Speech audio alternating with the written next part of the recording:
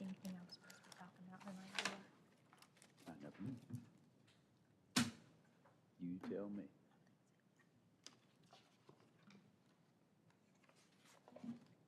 Jerry says you have nothing but time.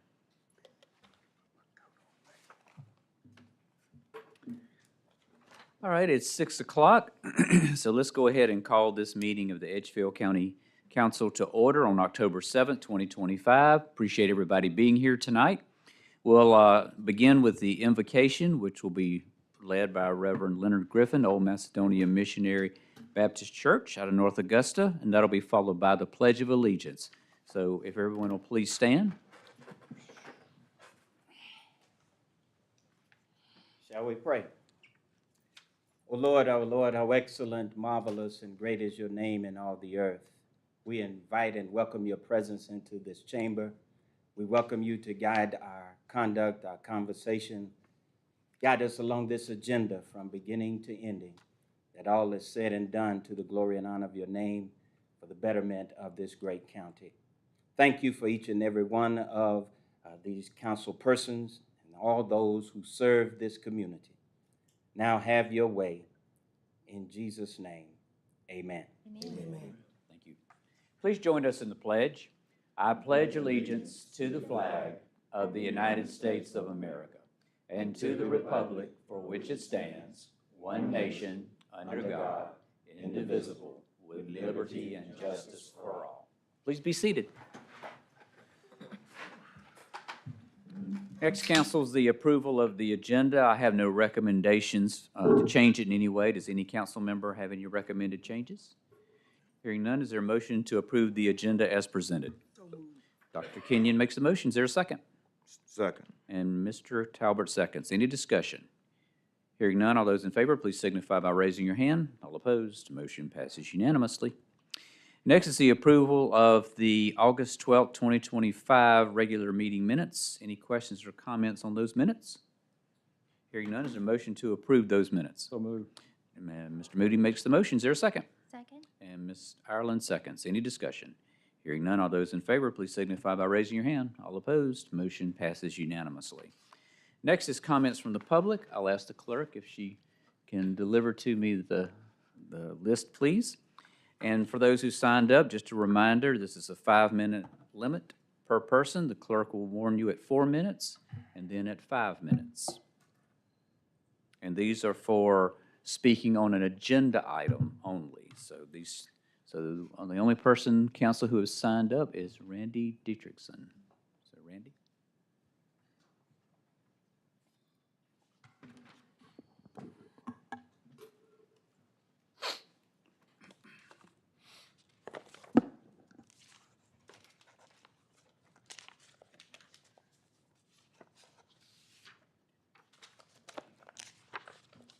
So I have handouts. Sure. Thank you.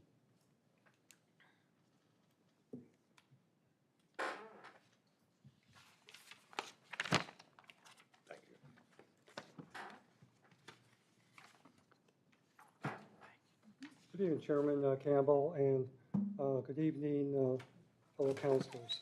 My name is Randy Dietrichson. I'm a resident of Edgefield County, speaking to you today to provide suggestions and input into the existing Edgefield County Planning Commission's amendment to Ordinance 2479. Recreation vehicle park to better protect the county environment, county government, citizens of Edgefield, and the RV owners from harm. We worked on these with our environmental partners at Savannah Riverkeeper, and the following needs to be either clarified or addressed. So under the definitions of the draft that was sent to you from the Planning Commission, there needs to be a definition of mobile homes and manufactured homes. That's not under section 6, operations and maintenance. Definition, does the 60 days per year refer to 60 consecutive days, or is that 60 days total? That should be clarified too. Definitions, F2, permit required, refers to 60 days cumulative. Number 3, development standards, a site layout V2, it currently reads no delineation of wetlands. Delineation means the action of describing or portraying something precisely, or the action of indicating the acquisition of a border or boundary. Since this is a development standard, and since Section V says that this site shall be developed in a manner that preserves natural features and landscapes. Should V2 read no disturbances of wetlands, which would be in keeping with V and also with V1. Next one, suggesting the additional language to 3.A.V.2, absolutely no filling of wetlands is allowed. Next one, number 3, down below, the development standards at V6, no delineation, no detention or retention facilities supporting RV park or no RV shall be located within a special flood hazard area or within an area known to flood. Based on historical records, no fill may be deposited into any area mapped as a special flood hazard or area known to flood based on historical records. The yellow means what the green means, that's what we suggest, but yellow is even better.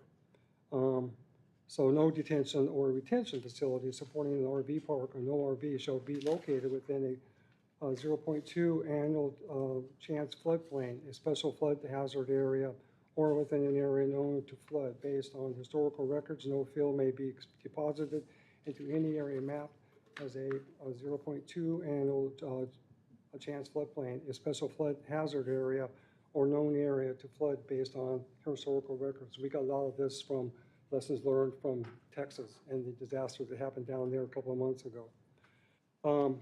Next one, development standard site recommendations currently reads RV pad shall not exceed 2%. It should read RV pad shall not exceed 2% slope to prevent RV rollback and aid in containment of potential RV leaks on each RV site. Grades in excess of 2% at each RV site must be engineered to prevent RV rollback and also ensure containment of potential RV leaks within each RV. If you want to be even better, it should read RV pads shall not exceed 2% slope or prevent RV rollback and aid in containment of potential RV leaks on each RV site. 4 minutes. In order to prevent RV rollback and aid in containment of RV leaks, and earthen berms shall be installed around each RV site. Grades in excess of 2% RV must be engineered to prevent. The next one, you need to add no wastewater facilities supporting the RV shall be located in a wetlands or should be located within a special flood hazard area or within an area known to flood. And the yellow is enhancements to that. And the last one, that's it. Thank you very much for your time, and I hope the county council will consider these changes to the modified RV park ordinances. Thank you. Thank you. Okay, council, there being no one else who signed up for the first public comment period, we'll close that and move to the next item on the agenda, which is reports. Any questions or comments from council on the reports? Hearing none, we'll move. As you see, council, there are no public hearings and no old business. So we'll start with new business. Item 1 is consideration of Resolution 25-26-0007, a resolution to approve the First Amendment to the Hospital Transformation Agreement. And we've talked about this for several months now, but I'll ask the administrator if he would like to address this. Thank you. Just a few comments. This amendment of the Hospital Transformation Agreement extends the term until 2055. It requires approval from SELF, from County Council, and the Hospital Board. The Hospital Board approved it on September 24th. This new lease initially reduces county funding, extends funding from SELF to the Hospital Board, and adds a medical provider from SELF to the medical clinic that the county recently purchased in Johnston. Thank you. Okay. Questions or comments from council?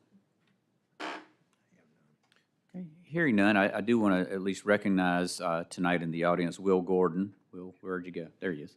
Will is the Vice President and Chief Administration Officer for the Edgefield County Healthcare, known to us as Edgefield County Hospital in the past. He's spoken to us before. Dr. Matt Logan couldn't be here tonight, scheduling conflict, but he is the President and CEO of SELF Regional. I do want to say, we've said here more than once that SELF is pleased with our partnership, and so are we, to make larger investments, they wanted a longer-term lease. We wouldn't expect them to make major investments, millions of dollars, during the next 3 years, only to have the county say we weren't renewing their 10-year contract, which would end in 2029. With that background, this new lease agreement would be for 30 years instead of 10 years. I will note for everyone that this agreement comes with exit clauses on both sides in case one or the other isn't living up to the agreement. But a long-term agreement helps everyone and allows us to have stability in health care. For the record, the county currently pays SELF $540,000 a year to operate the facility, which is the amount the Edgefield County Hospital received each year from the county budget, even before SELF began its partnership in 2019. Under this new agreement, that number would drop to $440,000 per year, meaning the county is paying $100,000 less in the first year. And instead of a flat amount of money each year, we would be adding in 2% per year to the base number, but that's not compounded annually. That means $8,800 will be added in each year. That's another great deal for our citizens. Another part of this lease agreement and the MOU we'll be taking up in a minute says that when SELF finishes paying off an Edgefield County Hospital bond for capital equipment in about 5 years, they will pay the same amount, $140,000 a year, to the local hospital board for use for additional capital equipment improvements that the local board thinks needs to be made. Finally, SELF has agreed to add into this agreement taking over the operation of the medical building in Johnston, since that office just closed at the end of May when Dr. Morgan retired. They start operation in Johnston next month and will provide health care in Johnston on a continuing basis. I'm just glad our efforts have prioritized citizens' health care in every decision we made along the way in this process. So we thank SELF and appreciate the opportunity that we all had to work together.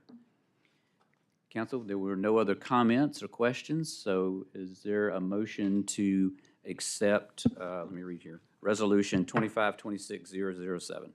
So moved. Ms. Ireland makes the motion and Mr. Talbert seconds. Any other discussion? Hearing none, all those in favor, please signify by raising your hand. All opposed, motion passes unanimously. The next item is related. Consideration of approval of a memorandum of understanding between Edgefield County and SELF Regional for SELF Regional to operate a healthcare clinic and in the medical office owned by the Edgefield County located at 801 Mobley Street in Johnston. Again, I'll ask the administrator to explain sort of what I call the second part of this agreement. Thank you. This memorandum of understanding between the county and SELF simply sets the expectations of each party. As SELF staffs the healthcare clinic at 801 Mobley Street as part of the hospital transformation agreement Council just approved.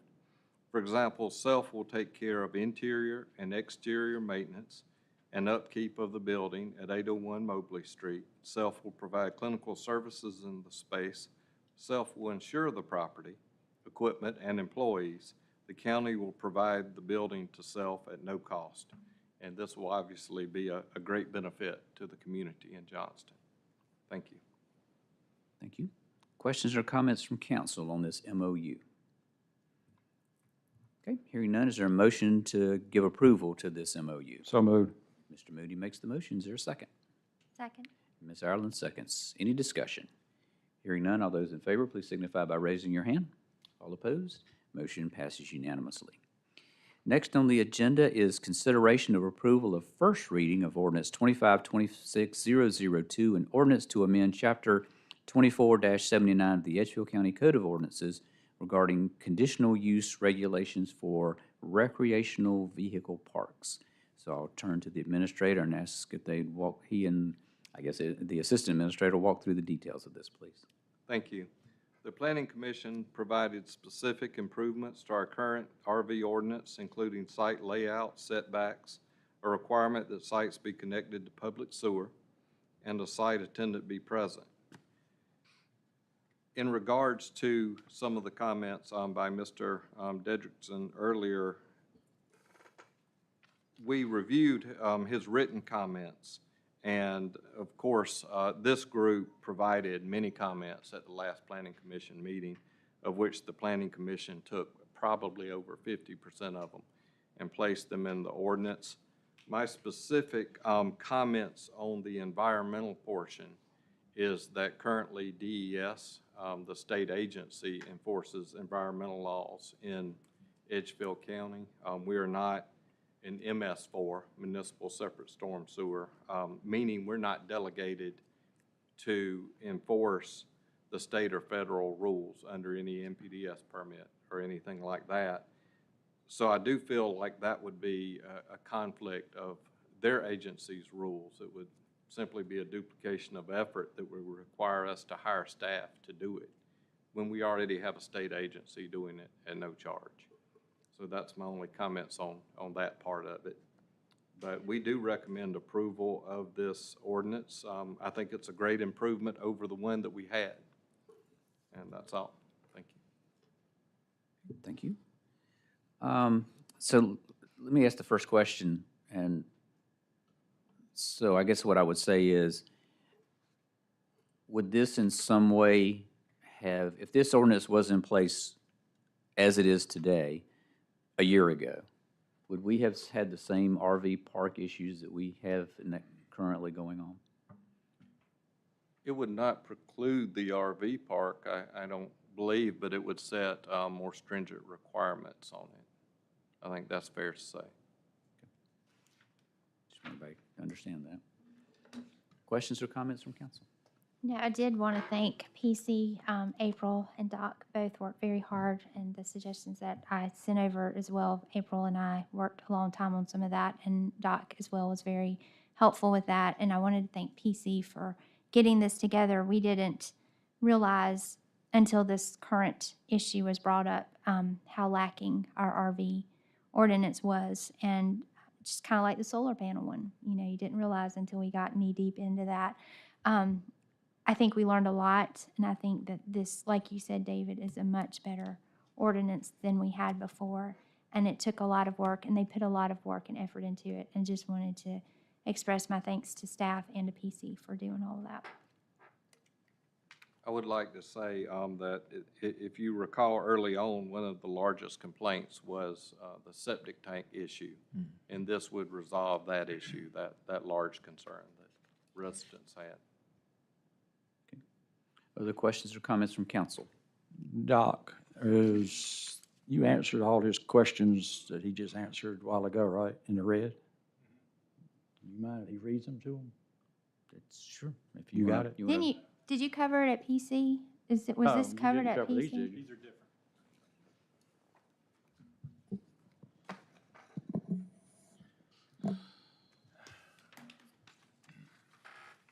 So the first one was definitions, need to define mobile homes and manufactured homes. So in chapter 30, specifically section 3021, manufactured homes and mobile homes are already defined in our code of ordinances. The second one does 60 days per year, refer to 60 consecutive or 60 days in total. So the ordinance states 60 cumulative days, which means not more than 60 days per year at any given site. You can certainly change that to be consecutive if you want to, but obviously it's clear that it's 60 total days during the year. Wetlands, no delineation of wetlands. I don't necessarily disagree with it, but if I had to voice my actual opinion, we shouldn't have anything at all in there about wetlands, period.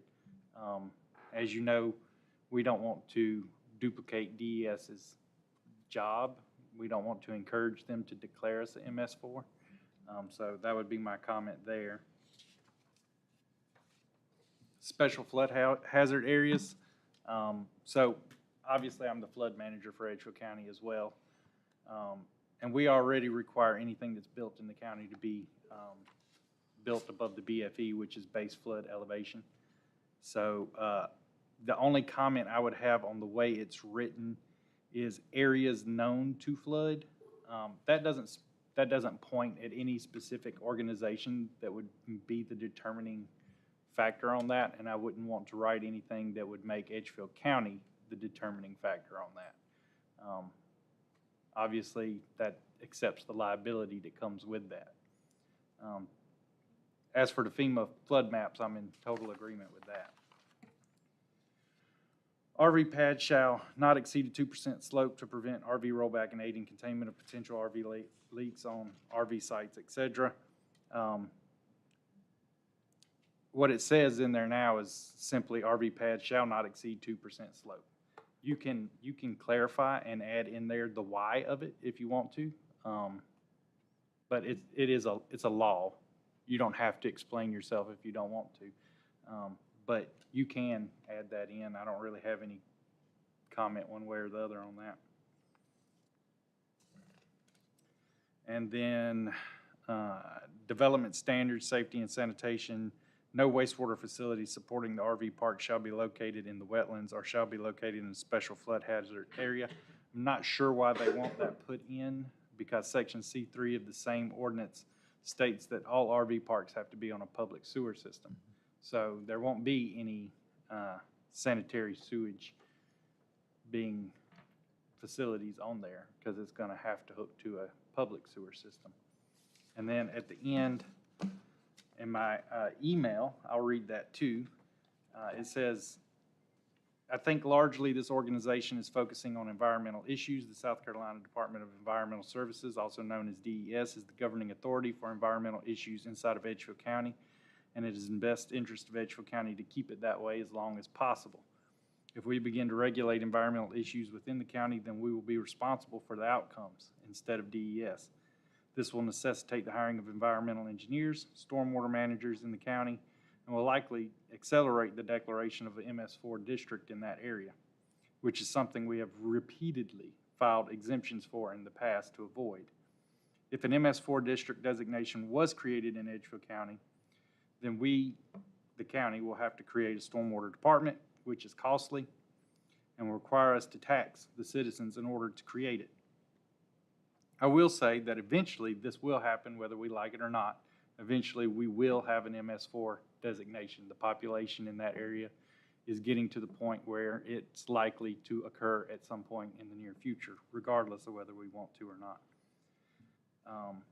However, historically speaking, we have done everything possible to keep all of the environmental issues under the DES as a cost-saving measure for the citizens, because I think you can all agree that seeing a stormwater tax on the tax bill would not be a popular item. I think organizations, environmental organizations like many others in the state, prefer counties to take it on a local level. It gives more control. And it also allows you to go above and beyond state requirements. But as staff opinion, cost, finance, et cetera, we should let DES handle the environmental issues as long as they will let us. And that's it. Thank you, Doc. All right. Other questions or comments from council? Doctor, I would like to say we definitely appreciate you updating us on it, because it kind of gives some clarification, you know. We have mixed feelings about things. We definitely appreciate that. Thank you. And your staff. Other comments or questions from council? Okay, hearing none, is there a motion to give first reading to ordinance number 2526002? So move, Mr. Chairman. Mr. Talbot makes the motion. Is there a second? Second. And Ms. Ireland seconds. Any discussion? Hearing none, all those in favor, please signify by raising your hand. All opposed, motion passes unanimously.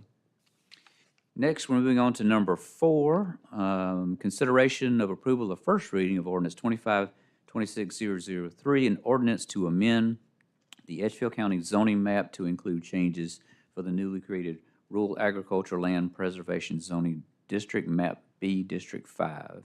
So I'll call on the administrator for any explanation on that one. Thank you.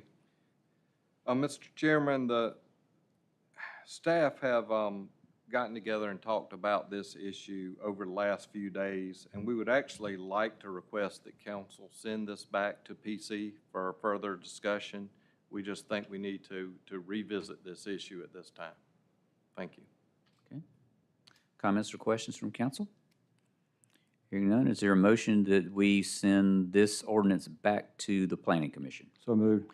Mr. Moody makes the motion. Is there a second? Second. And Dr. Kenyon seconds. Any discussion? Hearing none, all those in favor, please signify by raising your hand. All opposed? Motion passes unanimously. Next, number 5, consideration of approval of first reading of ordinance 25-26004, an ordinance to amend the Edgefield County zoning map to include changes to the newly created Rural Agricultural Land Preservation Zoning District Map C District 3. Again, I'll call on the administrator if he'd like to help us with this one. This rural agricultural district map for District 3 was recommended by the Planning Commission. After reviewing it and discussing it, we believe that this is appropriate and we would recommend approval.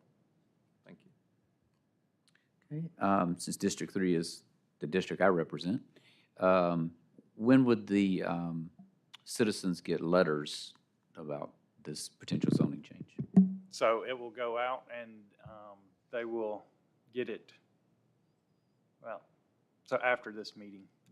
So yeah, I'm not going to tell you how long it's going to take for the mail to get it there, but they'll get it well in advance of the public hearing at the next meeting. Okay. All right, thank you. Any questions or comments about this ordinance? And this was, again, citizen-led. This was a citizen-driven. Yes, so as you know, Lisa is the District 3 Commissioner.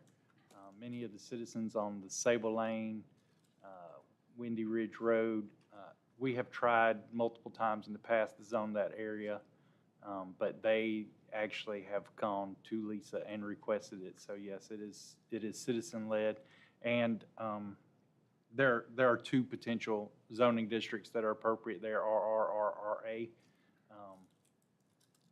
Lisa chose RA. I don't have any comments on it. It's an acceptable zoning district for the area. But yes, it was requested by many of the residents in the area.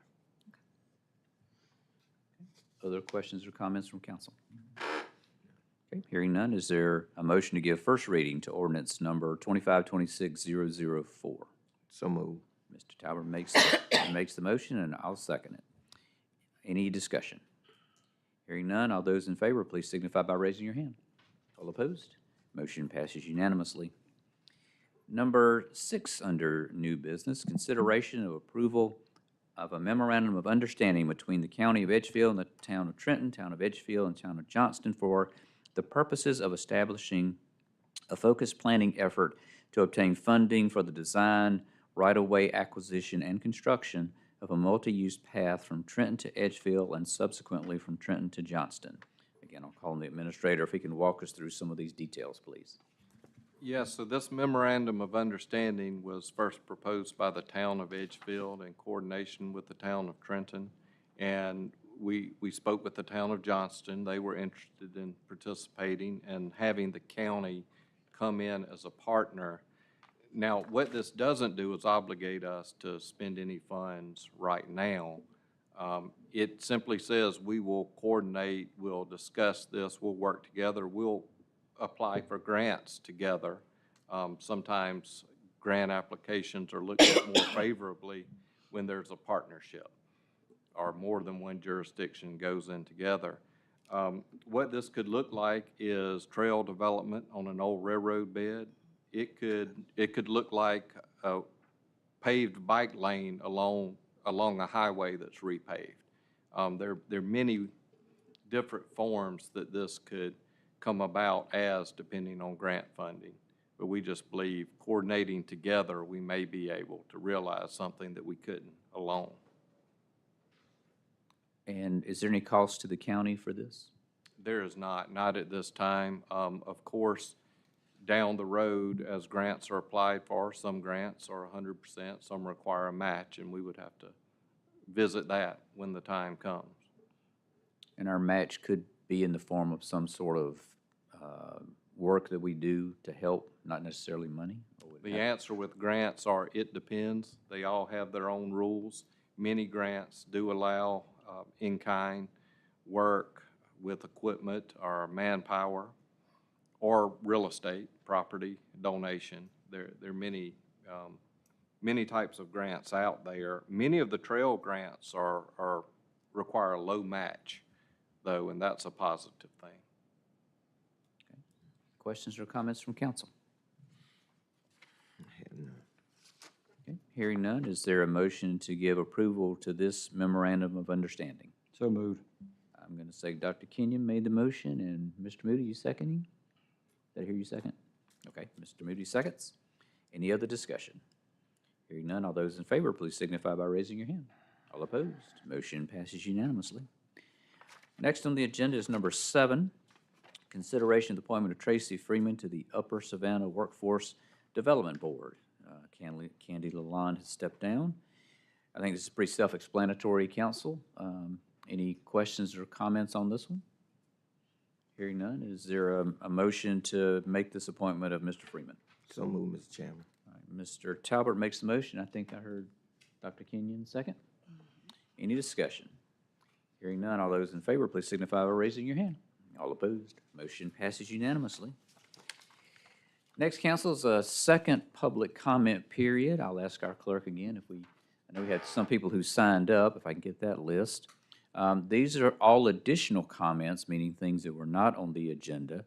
And like the last time, you have a 5-minute limit, and the clerk will give you a warning at 4 minutes and at 5 minutes.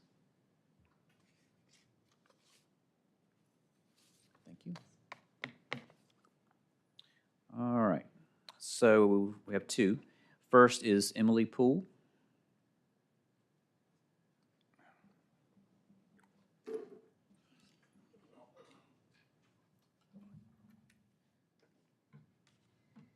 Good evening. My name is Emily Poole, and I am a staff attorney at the South Carolina Environmental Law Project. SCELP is a nonprofit public interest law firm, and our mission is to use legal expertise to protect land, water, and communities throughout South Carolina. I am here to share my concerns about revisions to the county's land development regulations currently under the council's consideration that did not appear on tonight's agenda. Specifically, County Council is proposing extensive edits to Ordinance Section 24252 governing the approval process for land development projects other than a subdivision, and a few edits to Ordinance 24285 outlining the duties of the planning administrator. These proposed changes have received first and second readings from this body and are scheduled for third reading and public hearing in November. Before I continue, I do want to say thank you to County Council and staff for listening to the concerns that I raised last month regarding procedural issues with the Council's consideration of Ordinance 25-26-001.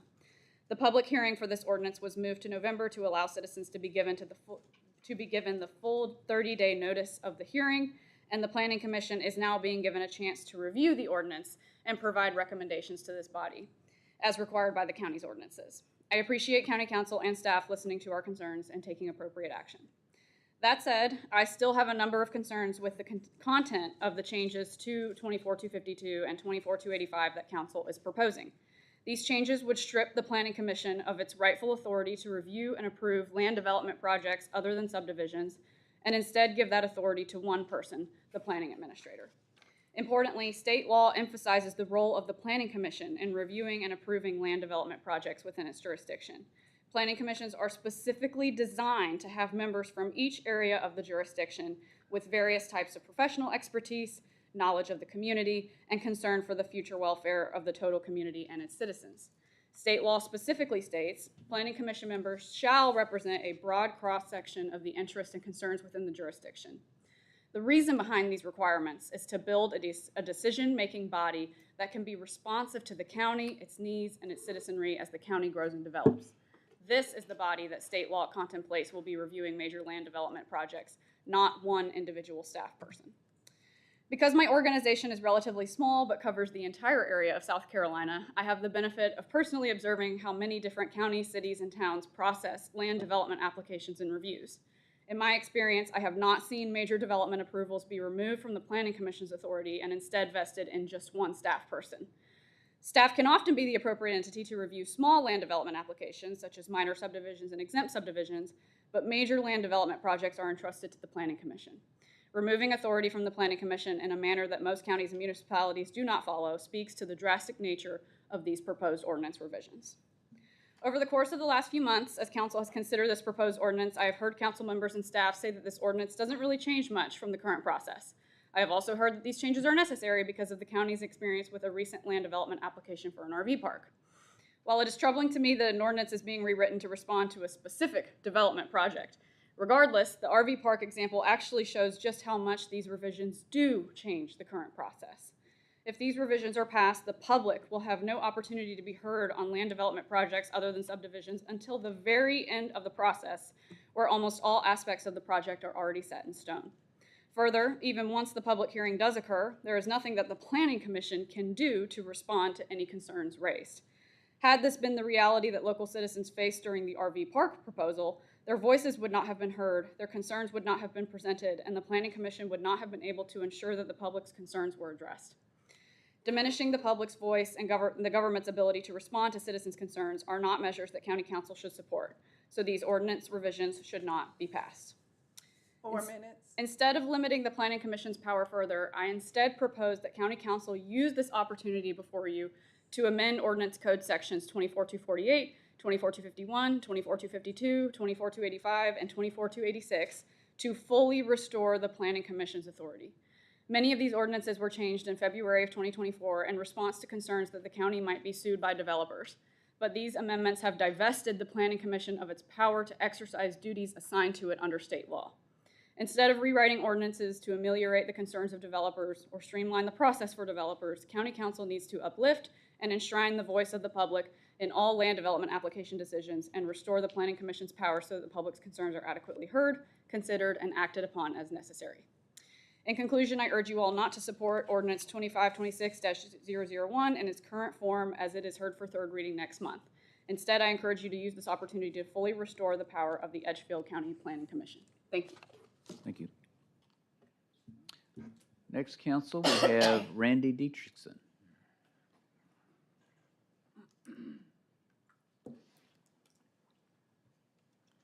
Thank you again, sir. I'd like to really thank the Planning Commission and the County Council for very, very responsible legislation here in getting the RV park ordinances revamped to protect the community, protect the environment, and the county government. But it's really sad that it took our 7 neighborhoods in Horse Creek Nature Preserve to draw attention to this, to get this changed. It's also very sad that we're going to be made the sacrificial lamb because of the existing one-page RV park ordinance. I'd like to ask a question, and I understand you have to, if you could, at the very end of the meeting. What is the county's plans once these new ordinances are in place? What's going to happen to the existing RV parks? Will they fall under this? Will they be grandfathered in? And lastly, I'm very happy to announce that my wife and I were certified last Friday under SCDS Adopt the Stream. We're now certified SCDS water testers. Now, we'd be more than happy to offer our assistance to Edgefield County, but of course, our main focus right now is the headwaters of it's Horse Creek here originating in Edgefield County, and the Horse Creek water basin to Langley Pond, and then from Langley Pond into the Savannah River. We're working this in conjunction with the Savannah River Keepers because they're very concerned about any pollutants going into the Savannah River. Thank you very much for your time. Okay, thank you. Council, no one else signed up for the public comment for this second public comment period, so I will close that and move to reports from county council members. So does any county council member have a report tonight?